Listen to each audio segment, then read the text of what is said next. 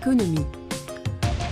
Il se positionne en Allemagne pour faire rayonner les startups africaines parce qu'il réalise que les connexions entre le continent et les investissements et les investisseurs européens manquent. Moses Akwa a fondé Afrolink, c'est un incubateur dédié aux entrepreneurs africains à la recherche de financement pour donner vie à leurs idées.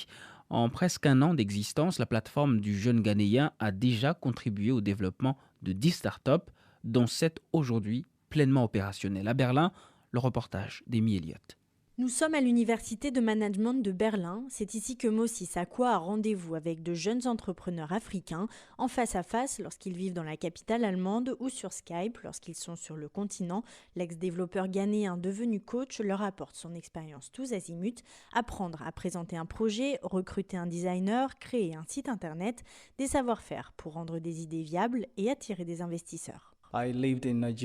J'ai vécu au Nigeria et au Ghana. J'ai réalisé qu'on avait beaucoup d'idées créatives, mais que les faire progresser était toujours un défi et qu'habituellement, les investisseurs sont basés en Europe. Nous avons besoin d'une plateforme qui peut réunir tous les entrepreneurs, les investisseurs, les grandes entreprises et faire naître quelque chose de cette rencontre. C'est comme ça que l'idée d'Afrolink est née. Pour créer des ponts entre les deux régions du monde, Moses Akwa se cherche une base et parce qu'il veut s'adresser au continent dans toute sa diversité, il choisit de s'installer à Berlin pour dépasser les zones traditionnelles d'influence. La Grande-Bretagne a beaucoup de liens avec l'Afrique, mais il approche surtout les pays anglophones. Si on regarde Paris, c'est la même chose. L'intérêt est centré sur les pays francophones.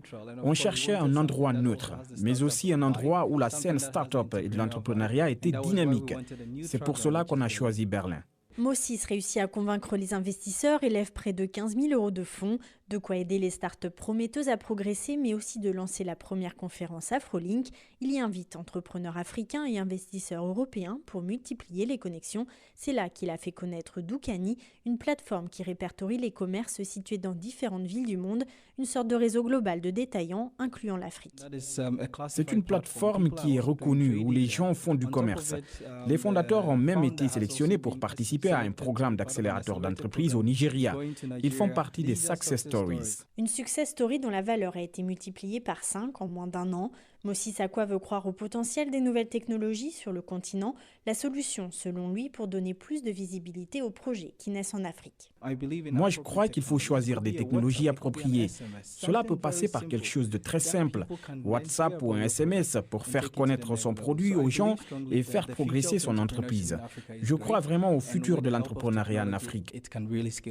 Moses Akwa planche désormais sur la deuxième édition de sa conférence qui aura lieu en septembre. Alors que la capitale allemande vient d'héberger le premier forum économique Allemagne-Afrique, le coach espère surfer sur le développement de l'intérêt allemand pour les projets venus du continent.